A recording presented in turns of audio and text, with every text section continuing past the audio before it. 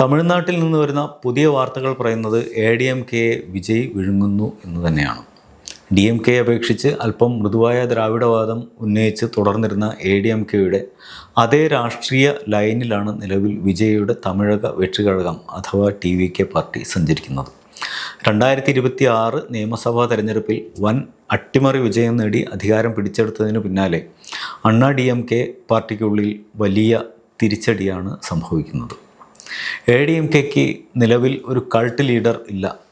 ആ പാർട്ടിക്ക് ഒരു കരിസ്മാറ്റിക് കൾട്ട് ലീഡറുടെ നേതൃത്വമില്ലാതെ അധികകാലം അതിജീവിച്ചതിൻ്റെ ചരിത്രം നമുക്ക് കാണാൻ കഴിയില്ല. 1987 MGR മരിച്ചതിന് ശേഷം കുറച്ചുനാൾ നീണ്ടുനിന്ന ഒരു പ്രതിസന്ധിയുടെ കാലമുണ്ടായിരുന്നു പാർട്ടിക്ക്. അന്ന് ഇന്നത്തെ എടപ്പാടിയെ പോലെ ADMK നേതാവ് RM വീരപ്പൻ പാർട്ടിയെ പിടിച്ചെടുക്കാൻ ശ്രമിച്ചു. MGRൻ്റെ ഭാര്യ ജാനകി അമ്മാൾ ഒരു ഭാഗത്ത് രംഗത്തിറങ്ങി, മറുഭാഗത്ത് ജയലളിതയും. പാർട്ടി രണ്ടായി പിളർന്നു. തെരഞ്ഞെടുപ്പിൽ പാർട്ടി തകർന്നുവെങ്കിലും ജയലളിത ഏറ്റവും കൂടുതൽ സീറ്റ് നേടി പാർട്ടിയിൽ ആധിപത്യം സ്ഥാപിച്ചു.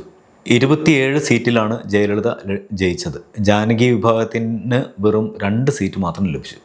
നമ്മൾ മനസ്സിലാക്കേണ്ട ഒരു യാഥാർത്ഥ്യം, എടപ്പാടി ആയാലും OPS ആയിരുന്നെങ്കിലും എല്ലാവരും ജയലളിതയുടെ പാർട്ടിയിലെ ഉന്നത ഉദ്യോഗസ്ഥർ മാത്രമായിരുന്നു എന്നതാണ്. ഇപ്പോൾ ADMK കഴിയുന്നത് ഈ ഉദ്യോഗസ്ഥരുടെ ഭരണത്തിലാണ്. രക്ഷകനായി ആരും വരാനുമില്ല. ADMKയുടെ യുവ വോട്ടുകളാകെയും TVKയിലേക്ക് മറിഞ്ഞതായാണ് മനസ്സിലാക്കേണ്ടത്. ഈ പരിവർത്തനത്തിൻ്റെ അർത്ഥം മനസ്സിലായ ADMKയുടെ മുൻ മന്ത്രിമാരും MLAമാരും അടക്കമുള്ളവർ കൂട്ടത്തോടെ പാർട്ടി വിട്ട് വിജയുടെ TVയിലേക്ക് ചേക്കേറുന്ന കാഴ്ചയാണ് ഇപ്പോൾ തമിഴ്നാട്ടിൽ. തെരഞ്ഞെടുപ്പിൽ ADMK 234 അസംബ്ലി സീറ്റുകളിൽ 47 എണ്ണത്തിലേക്ക് ഒതുക്കപ്പെട്ടു എന്നതാണ് പ്രധാന സംഭവം.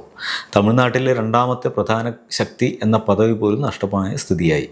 തെരഞ്ഞെടുപ്പ് തോൽവിക്ക് തൊട്ടു പിന്നാലെ തന്നെ ADMKയുടെ അടിത്തറ ഇളകാൻ തുടങ്ങി. ഇന്നലെ മാത്രം ADMKയുടെ 4 മുൻ മന്ത്രിമാരാണ് TVKയിൽ ചേർന്നത്. നേരത്തെ തന്നെ സെങ്കോട്ടയ്യനെ പോലുള്ള ADMKയുടെ മുൻ നേതാക്കൾ TVKയിലുണ്ട്.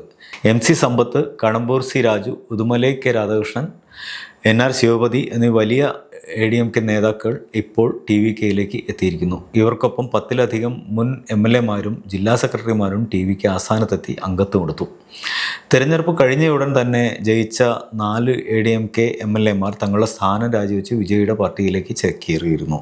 തമിഴ്നാട് രാഷ്ട്രീയത്തിൻ്റെ ഭാവി ഇനി വിജയുടെ കൈകളിലാണ് എന്ന് ADMKയിലെ രണ്ടാം നിര നേതാക്കൾ തിരിച്ചറിഞ്ഞു കഴിഞ്ഞിട്ടുണ്ട്. കൂടാതെ എടപ്പാടി പളനിസ്വാമിയെ പോലുള്ളവരുടെ നേതൃത്വത്തിൽ ADMKയിൽ ഇനി ആരും ഭാവി ശോഭനമെന്ന് കാണുന്നില്ല. ADMKക്ക് നല്ലൊരു നേതാവിനെ ഇനി കണ്ടെത്താൻ കഴിയില്ലെന്നും പുതിയ തലമുറ പാർട്ടിയിലേക്ക് ആകർഷിക്കപ്പെടുന്നില്ലെന്നും ADMK നേതാക്കൾ കരുതുന്നു. തുടർച്ചയായ തെരഞ്ഞെടുപ്പ് പരാജയങ്ങളും പാർട്ടിയിലെ ആഭ്യന്തര തർക്കങ്ങളും കാരണം എടപ്പാടി പളനിസ്വാമിയുടെ കീഴിൽ പാർട്ടിക്ക് ഇനിയൊരു തിരിച്ചുവരവ് അസാധ്യമാണെന്നാണ് നേതാക്കൾ കരുതുന്നത്. TVKയിലേക്ക് പോയ 4 മന്ത്രിമാരും തമിഴ്നാടിൻ്റെ 4 വ്യത്യസ്ത മേഖലകളിൽ നിന്നുള്ളവരാണ് എന്നത് ശ്രദ്ധേയമാണ്. TVKയുടെ ശേഷി സംസ്ഥാനത്തുടനീളം ഊർജം കൈവരിക്കുന്നതിൻ്റെ ലക്ഷണം കൂടിയാണിത്. യുവാക്കളെ TVK വടിച്ചെടുത്ത് കൊണ്ടുപോയി കഴിഞ്ഞു. ADMKയിൽ മാത്രമല്ല BJPയിലും ഇതൊരു പ്രതിസന്ധിയായിരിക്കുകയാണ്. യൂത്ത് ഐക്കൺ ആയി അറിയപ്പെട്ടിരുന്ന അണ്ണാമലയുടെ കരിയർ BJPയിൽ അവസാനിക്കാൻ അടിസ്ഥാന കാരണമായത് തമിഴ്നാട്ടിൽ ഇനി അദ്ദേഹത്തിന് ആകർഷിക്കാൻ യൂത്ത് ബാക്കിയില്ല എന്നതാണ്. തമിഴ്നാട്ടിൽ നിലവിലുണ്ടായിരുന്ന ദ്വികക്ഷി രാഷ്ട്രീയം അവസാനിക്കുകയാണോ എന്ന ചർച്ചയ്ക്ക് സമയമായിട്ടില്ല. കാരണം ADMK ഇനി അധികകാലം അതിജീവിക്കുമോ എന്നറിഞ്ഞാൽ മാത്രമേ അത് സാധിക്കൂ. നിലവിൽ രാജിവെക്കുന്ന MLAമാരുടെ മണ്ഡലങ്ങളിൽ ഉപതെരഞ്ഞെടുപ്പ് വരും. ഈ തെരഞ്ഞെടുപ്പുകളിൽ ഇതേ സ്ഥാനാർത്ഥികളെ തന്നെയായിരിക്കും TVK നിർത്തുക എന്നാണ് പ്രഖ്യാപിച്ചിരിക്കുന്നത്. വിജയിക്കാനുള്ള സാധ്യത വളരെ കൂടുതലുമാണ്. വിജയ്ക്ക് വളരെ വലിയ നേട്ടമായിരിക്കും ഈ MLAമാരുടെ വിജയം. നിലവിൽ കോൺഗ്രസ്, VCK, ലീഗ് തുടങ്ങിയ കക്ഷികളുടെ പിന്തുണയോടെയാണ് TVK ഭരണം നിലനിർത്തുന്നത്. MGRൻ്റെയും ജയലളിതയുടെയും എല്ലാം കൾട്ട് ലീഡർഷിപ്പിൽ തമിഴകം ഭരിച്ചിരുന്ന ADMK എന്ന വൻമരം വീഴുമ്പോൾ ആ വോട്ട് ബാങ്കും രാഷ്ട്രീയ ശൂന്യതയും പൂർണ്ണമായും മുതലെടുക്കുന്നത് മുഖ്യമന്ത്രി വിജയയുടെ TVKയാണ്. BJPക്ക് കാര്യമായ വളർച്ച ഇനിയുണ്ടാകുമോ എന്നത് കണ്ടറിയണം.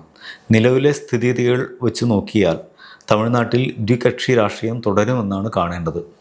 ADMK ഇല്ലാതാവുകയോ ചെറുതാവുകയോ ചെയ്യുമെന്നും ആ ഇടം TVK പിടിക്കുമെന്നും അനുമാനിക്കാനാണ് ഇപ്പോൾ സാധിക്കുക.